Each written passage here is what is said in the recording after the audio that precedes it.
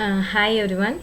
So in this video we will be seeing about a module 2 milling process. In this video we'll be learning about what are the types of milling, parts of a milling machine and operations done in a milling machine. So the first one is we shall see what is this milling. So milling, it is a process of machining using a rotary cutters to remove material by advancing a cutter into a workpiece. So this is like a normal machining only. A tool is fed against the workpiece, but the difference is in lathe machine we used to use a single point cutting tool operation, whereas in a milling operation we'll be using a multi point tools because it has a large more number of teeth in an workpiece cutting tool which moves against the workpiece, and it produces some profiles like gears, etc. So this may be done varying direction on one or several axes, cutter head speed and pressure. Milling covers a wide variety of different operations and machines on scales from individual part to large heavy duty gang milling operations. It is one of a commonly used process for machining custom parts to precise tolerances. Milling can be done with a wide range of machine tools. The original class of machine tools for milling was milling machine. It is often called as a mill. After the advent of CNC in 1960, milling machine evolved into machining centers where milling machines is become automated.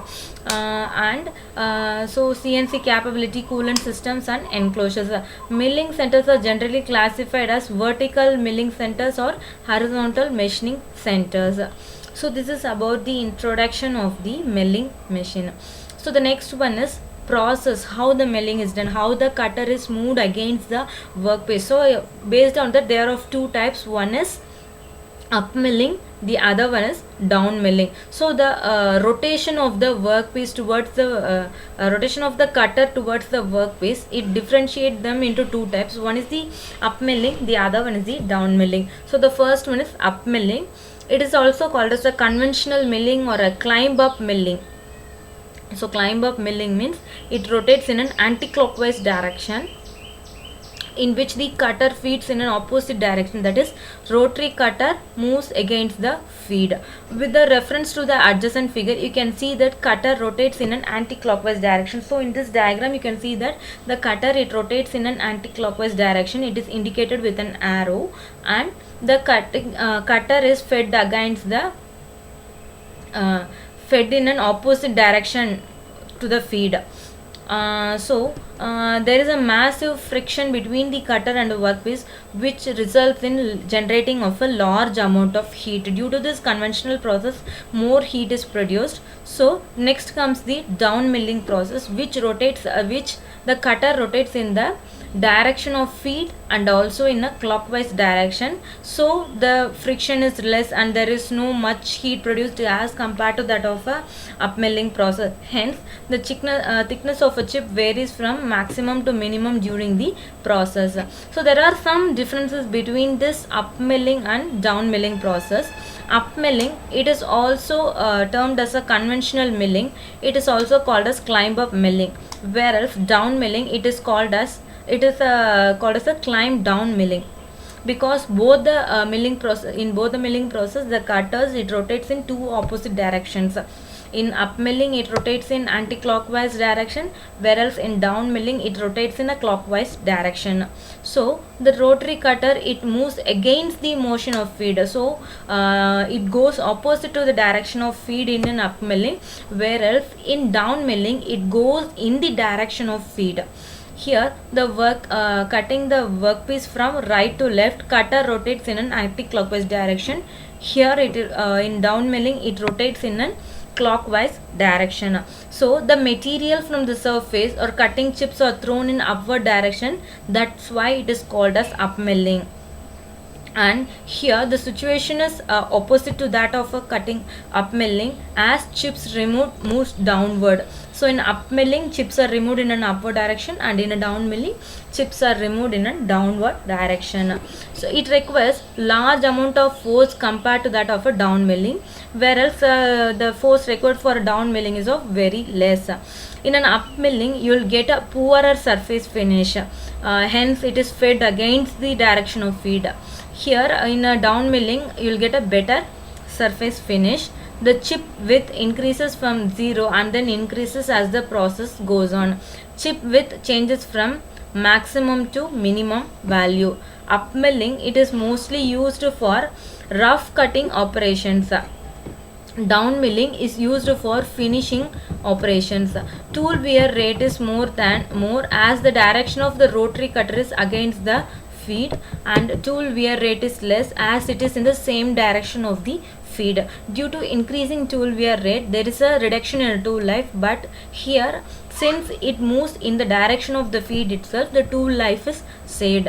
It is a famous traditional way of cutting the surface. Nowadays, down milling is a better choice than up milling. The cutting forces acts upward, and in a down milling, the cutting forces acts downward.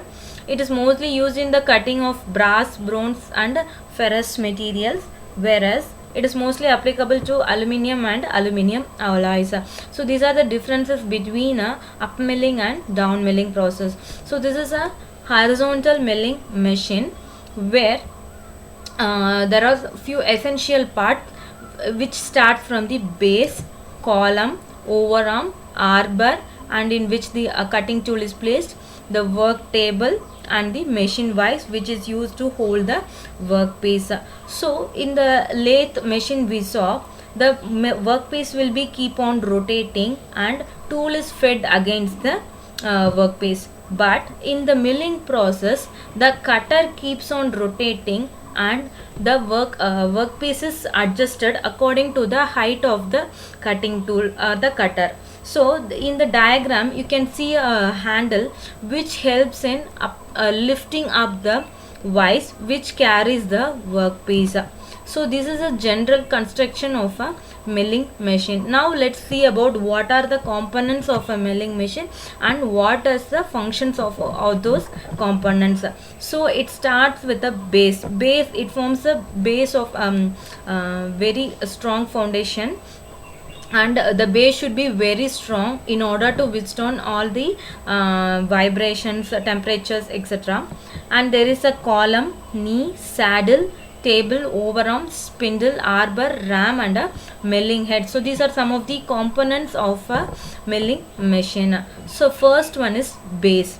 It is the part upon which the whole machine are being mounted. It is a type of foundation for the machine. The base is usually made up of cast iron, like a lathe itself. This is also made up of cast iron, so it has a good strength and rigidity. It also helps in the absorption of shocks. Cutting fluid also can be stored in the base. The next one is column, the main supporting frame which consists of all the driving mechanisms, and the motor is called the column. And the knee is quite similar to that of a human knee. The knee is an important part of this machine which supports the other parts like saddle and table. The knee is attached to the column and has guideways which it can move up and down with the help of a elevating screw for adjusting the height. The next one is saddle. Saddle is present in the top of the knee which further carries the table. Its the basic function is to support the table. The saddle can slide on a guideways which are at exactly 90 degrees to the column face. The saddle moves crosswise in or out on guideways provided on the knee. Table. So table is present on the top of the saddle. The table consists of T-slots or sometimes fixtures used for holding the workpiece on the table. A table can travel longitudinally in a horizontal plane.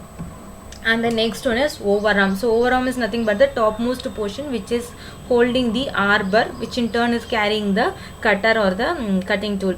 So it is also called as overhanging arm. It is present in the top of the column, and the basic of the function of the overarm is to support arbor and spindle. And the next one is spindle or arbor. The top portion of the column, it consists of the spindle. The spindle is also an important part of the machine as it is a part where the multi-point cutter is attached. Power required for the generation of rotation of the spindle is obtained from the motor through belt and